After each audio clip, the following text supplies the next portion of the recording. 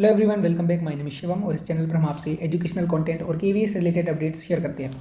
आज की वीडियो में हम चर्चा करने वाले हैं मैथ्स की पीवाईक्यू की सीरीज चल रही है और हमारी आज 6th वीडियो है। अगर आपने अभी तक आपने इसके पहले की वीडियो नहीं देखी है तो आप उन वीडियोज़ को देख सकते हैं और प्लेलिस्ट मैंने उसकी लिंक आपको डिस्क्रिप्शन में पेस्ट कर दी है। आज का हमारा टॉपिक है टाइम एंड वर्क। इसके अलावा हम अकाउंटेंट का पेपर भी जल्दी सॉल्व करेंगे। थोड़ा सा टाइम की कमी हो रही है, उस वजह से उसको हम सॉल्व नहीं कर पा रहे हैं, बाकी उसका सॉल्यूशन जल्दी मिलेगा आपको। टाइम एंड वर्क इसके बहुत छटे हुए प्रश्न हैं, सेलेक्टेड प्रश्न आपके सामने लाए हैं और आशा है आपको सही लगेगा। इसके पहले की वीडियो शुरू करें, आप टेलीग्राम पर फॉलो कर लीजिए @कॉग्निटिव कंस्ट्रक्टिविस्ट, है ना। आप चैनल को सब्सक्राइब भी कर सकते हैं अगर आपको और भी केवीएस रिलेटेड फ्री कंटेंट आपको चाहिए या फिर आपको वीडियो अच्छी लगती है तो।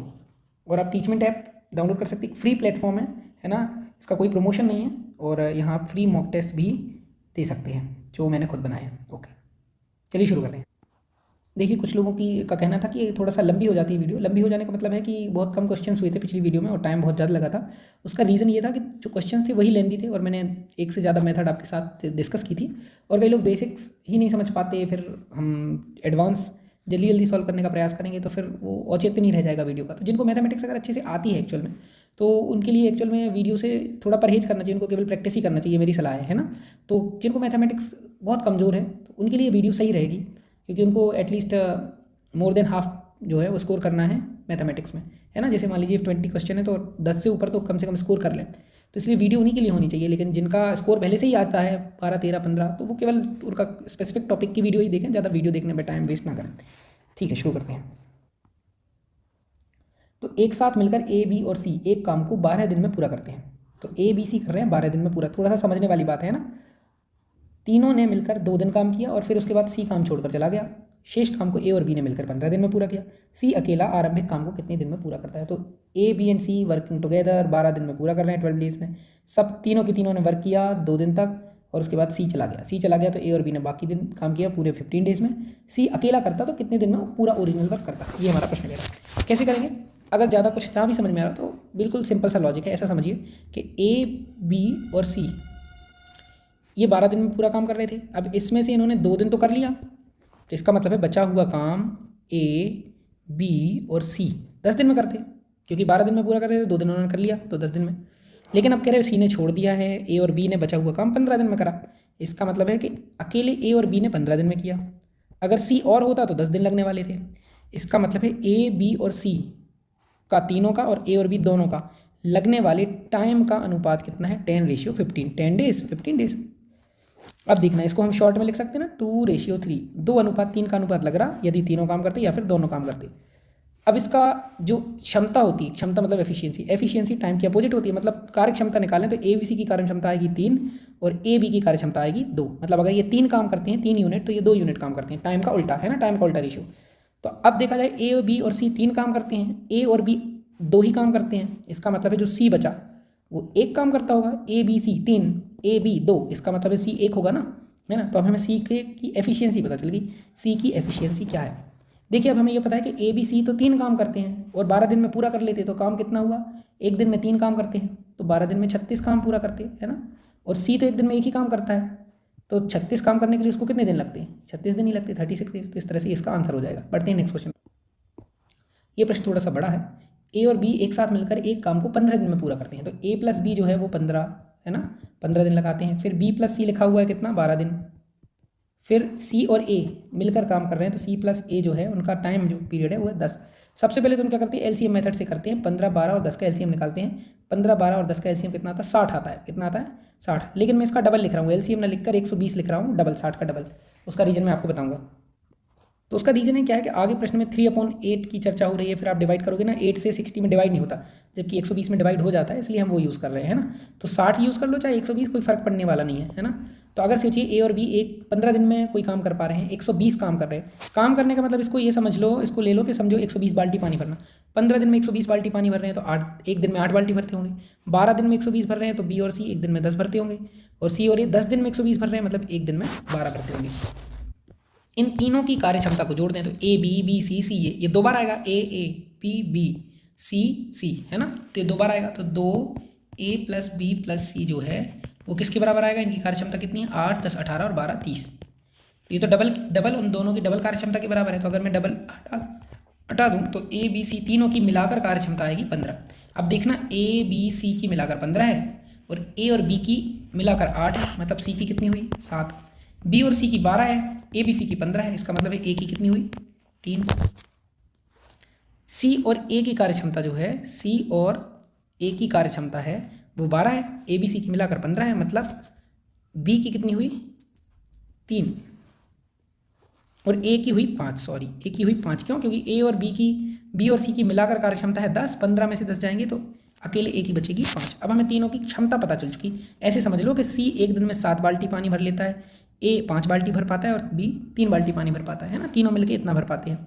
अब देखो आगे प्रश्न कह रहा है कि ए ने एक चौथाई काम का मतलब क्या है, 120 बाल्टी पानी भरना है, 120 का एक चौथाई हुआ 30, मतलब 30 बाल्टी पानी। अब जब पता है कि ए 5 बाल्टी पानी भरता है एक दिन में, तो 30 बाल्टी के लिए तो उसको 6 दिन लग जाएंगे ना, तो ए को लगा टाइम कितना 6 दिन। फिर कह रहे हैं कि बी ने अकेले काम का 3/8 भाग, तो 120 का 3/8, 3/8 भाग 120 का है ना, कितना आएगा 15 3 45, मतलब 45 हिस्सा काम किया, 45 बाल्टी पानी भरा बी ने। अब बी एक दिन में 3 बाल्टी पानी भरता है, तो 45 बाल्टी पानी भरने के लिए बी को तो 15 दिन लग जाएंगे। अब देखो टाइम मिलता जा रहा है, हमें ए का टाइम मिल गया 6 दिन, बी का टाइम मिल गया 15 दिन। अब सी का और निकाल लेते हैं, है ना। तो शेष काम सी ने किया, शेष तो कितना होगा, शेष 30 बाल्टी इसने भर ली, 45 इसने भर ली, 75 हो गई। बची बाल्टी ये भरेगा, है ना, 75 5 80 और 40 120, मतलब 45 बची हुई बाल्टी सी भरेगा। सी एक दिन में 7 भरता है, तो 7 से डिवाइड करके देख लो, 7 6 42 बचे 3, तो 6 सही 3/7। टोटल कितने दिन लगे 15 दिन, 6 दिन और 6 सही 3/7 दिन, 15 और 6 21, 21 और 6 27, 27 सही 3/7। ऑप्शन 3 हमारा आंसर हो जाएगा। अगला क्वेश्चन कहता है कि पाइप ए किसी टंकी के 1/3 भाग को 6 घंटे में, 1/3 भाग को 6 घंटे में भरता, तो पूरा टंकी तो 18 घंटे में भरेगा। पाइप बी 40% भाग को 8 घंटे में, 40% को हम कह सकते हैं 2/5, मतलब 5 में से 2 हिस्से 8 घंटे में भर रहा, मतलब एक हिस्सा भरता होगा 4 घंटे में, तो बाकी बचे हुए 3 हिस्से, है ना, 5 में से 2 भरे तो 3 बचे ना, 3 हिस्से कितने में भरेगा 12 घंटे और, तो 8 घंटे में 2 हिस्से और 3 हिस्से 12 घंटे में, मतलब टोटल 20 घंटे में पूरा का पूरा टंकी बी भरता होगा, इसको लगेंगे टोटल 20 घंटे, है ना। अब फिर क्या है, सी पाइप खाली करने वाला पाइप है। अब सी पता नहीं क्या है, इन तीनों पाइपों को 9 घंटे तक खोला जाता है ना, तो टंकी का 7/20वां भाग भर जाता है। पाइप सी अकेला पूरी भरी टंकी को कितने टाइम में खाली करेगा? तो चलो दोनों टंकी को क्या करते हैं अपन, दोनों जो नलों को खोल देते हैं। एक नल को 18 घंटे लग रहे हैं, एक नल को 20 घंटे लगते हैं, इनका एलसीएम आ जाएगा 180, है ना। तो 18 से डिवाइड करेंगे, एक का काम आ जाएगा 10 और दूसरे का काम आ जाएगा 9, 29 जा 180, 18 10 जा 180, एक का 10 आ जाएगा, एक का 9 आ जाएगा। इसका मतलब है दोनों मिलकर कर रहे हैं 10 और 9 19 काम, है ना। अब देखना 9 घंटे तक अगर दोनों खुलेंगे, दोनों 9 घंटे तक खोला जा रहा दोनों को, है ना, दोनों 9 घंटे तक खोल रहे हैं, केवल 7/20वां भाग भर रहा। टोटल टंकी का काम है 180, 180 का 7/20 निकालते हैं हम, तो 180 का 7/20 आएगा 63, कितना आएगा। तो कहने का मतलब 9 घंटे में केवल 63 काम हुआ, और ये दोनों तो मिलकर कर रहे हैं कितना, 9 घंटे में 63, मतलब 1 घंटे में कितना हो रहा, 9 घंटे में 63 हो रहा, मतलब 1 घंटे में हो रहा 7 काम, लेकिन ये दोनों तो मिलकर कर रहे हैं 10 और 9 19। इसका मतलब है जो सी खाली करने वाला पाइप है ये माइनस का 12 काम कर रहा होगा, तब तो टोटल काम 7 आ रहा है ना। तो इसका मतलब है ये जो अकेला काम कर रहा है ये माइनस का 12 काम कर रहा, तो इसकी वैल्यू मिल गई हमें 12 और टोटल काम है 180, 180 में से 12 में डिवाइड कर देंगे, 15 आंसर आ जाएगा। तो 15 आवर्स लगेंगे उसको अकेले को पूरी भरी हुई टंकी को खाली करने में। बढ़ते हैं नेक्स्ट क्वेश्चन पर। अगला प्रश्न है 6 दिन 4 घंटे प्रतिदिन की दर से 200 बल्बों को प्रदीप्त करने की लागत 160 रुपये। मतलब ऐसे समझो कि 1 घंटे में 1 यूनिट खर्च हो रहा है एक बल्ब में, है ना, तो 6 दिन 4 घंटे जलेगा अगर बल्ब, 4 घंटे में 4 यूनिट होंगे, 6 दिन में 6 चौके 24 यूनिट, है ना, 24 यूनिट गुणा 200 बल्ब, तो 4800 यूनिट खर्च करेंगे वो, तो 4800 यूनिट खर्च कर रहे हो, पैसे कितने लग रहे हैं 160 रुपये। इसका मतलब है 1 रुपये में 30 यूनिट बिजली मिल रही है लगभग, है ना, 30 काम हो रहा है, मतलब 30 यूनिट बिजली मिल रही है 1 रुपये में।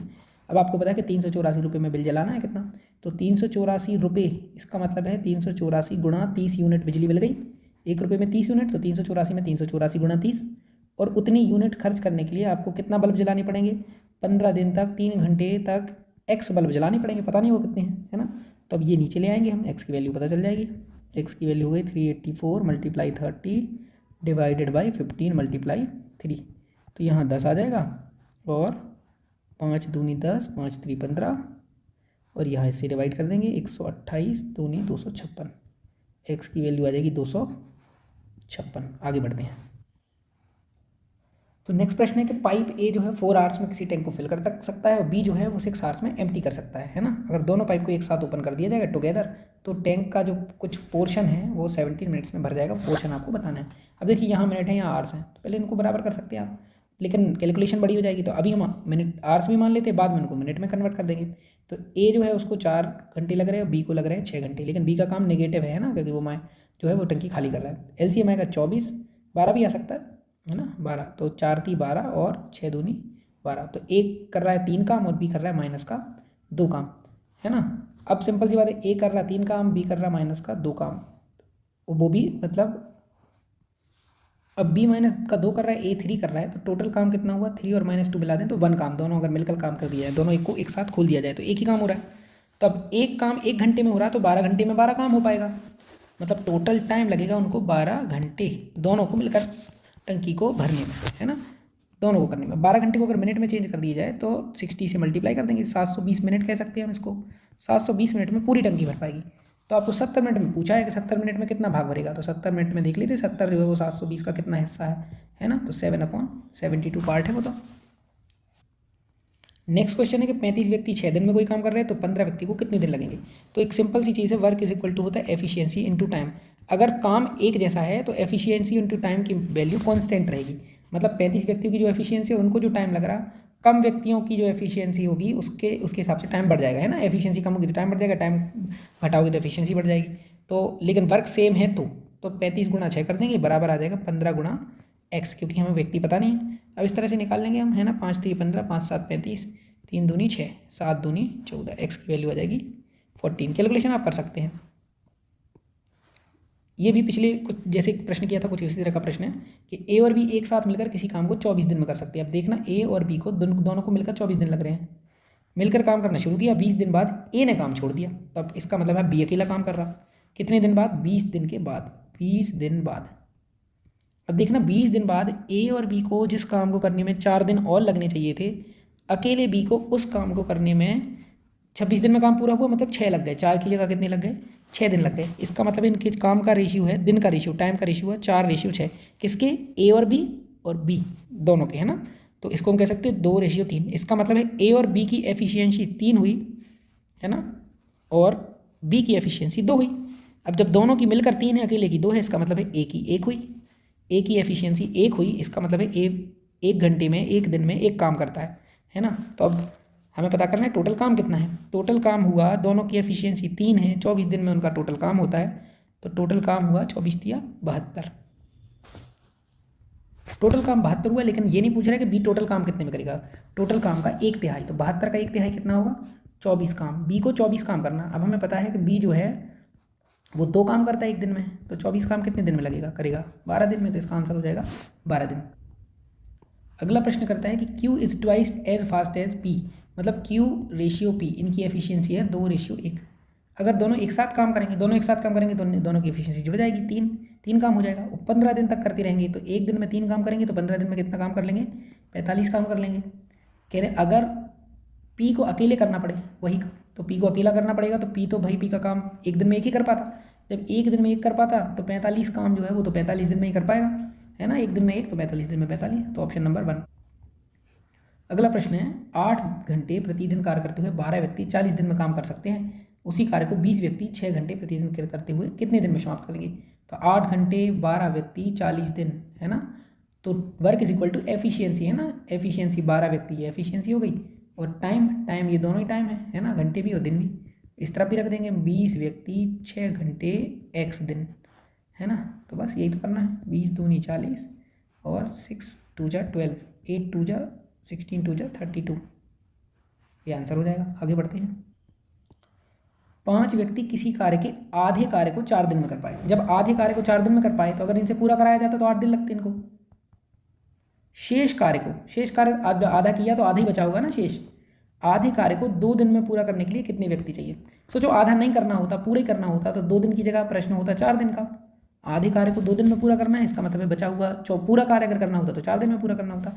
बस वर्क = एफिशिएंसी इंटू टाइम लगा दें, तो 5 व्यक्ति 4 दिन में 8 दिन में करेंगे पूरा काम, है ना। तो 5 × 8 बराबर होगा, वही काम है ना, आधा ही काम है, वही सेम काम है, तो 4 दिन में पूरा करना है हमें, 4 × x।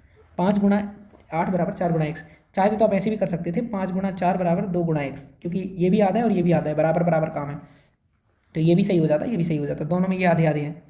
तो 4 दूनी 8, एक्स की वैल्यू आ जाएगी 10।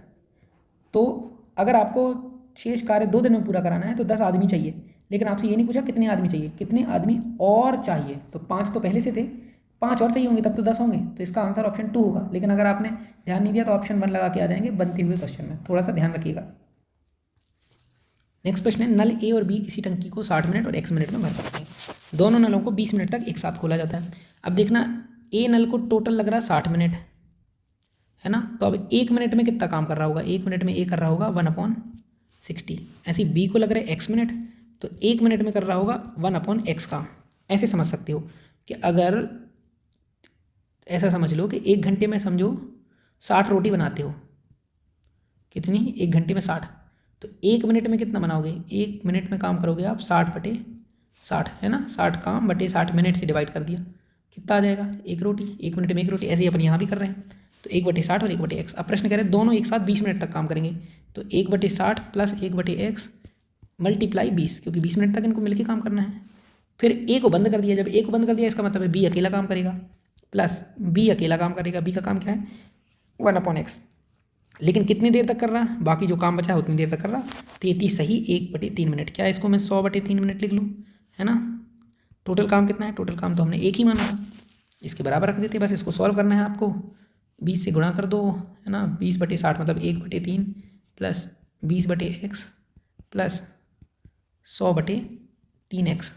एलसीएम निकाल लेते हैं, 3x आ जाएगा, इसको 3x बनाने के लिए इसमें x से मल्टीप्लाई कर दो 3x बन जाएगा, इसको 3x बनाने के लिए 3 से मल्टीप्लाई कर दो 3x बन जाएगा, इसमें खुद से मल्टीप्लाई नहीं करो, नीचे आएगा 3x, ऊपर आएगा x, 20 3 60 और यहाँ 100 160, है ना, 160 प्लस x/3x, और इसकी वैल्यू आएगी 1 के बराबर, है ना, काम के बराबर। 3x यहाँ चला जाएगा, मल्टीप्लाई हो जाएगा, 160 प्लस x बराबर 3x, ये x माइनस हो जाएगा, तो 2x बराबर आ जाएगा 160 और x बराबर आ जाएगा 80। तो x की वैल्यू 80 मिनट आ जाएगी, ऑप्शन में है वो आंसर हो जाएगा। ए किसी कार्य को 15 दिन में कर सकता है, बी उसको 10 दिन में कर सकता है, दोनों मिलकर कितने दिन में करेंगे, तो ए 15 दिन में करेगा, बी 10 दिन में करेगा। एलसीएम निकालेंगे 60, 10 छक्के 60, 15 चौके 60, है ना, 30 भी निकाल सकते हैं, कोई दिक्कत नहीं। तो ए कर रहा है 4 काम और बी कर रहा है 6 काम एक दिन में, है ना।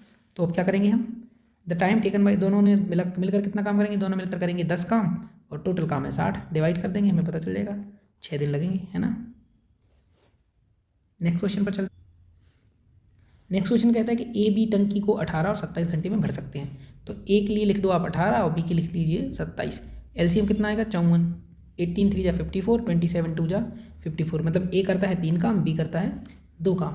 अब दोनों को एक एक घंटे के लिए बारी बारी से, फिर ए फिर बी फिर ए फिर बी ऐसे खोल रहे हैं।